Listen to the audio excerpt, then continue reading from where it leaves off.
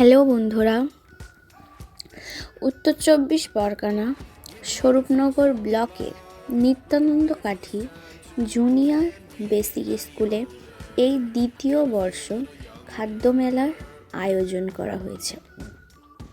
মেলাটি ছিল রঙিন, আনন্দময় এবং খাবার প্রেমীদের জন্য এক স্বর্গ। সকাল থেকেই স্কুল প্রাঙ্গণে উৎসবের আমেজ ছড়িয়ে পড়ে। শিক্ষক এবং অভিভাবকরা মিলে মেলাটি সাজিয়ে তুলেছিলেন এবং এখানে বিভিন্ন ধরনের খাবারের স্টল সাজানো ছিল। ছোট ছোট বাচ্চারা নিজেদের মায়ের হাতে তৈরি করা নানা রকমের খাদ্য নিয়ে এসেছিল।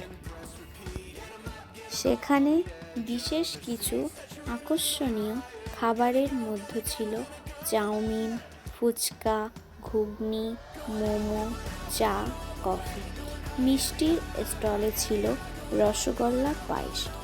আর সব খাবারের মধ্যে একটি বিশেষ আকর্ষণীয় খাবার ছিল বিরিয়ানি, যার দাম ছিল 10 টাকা প্লেট।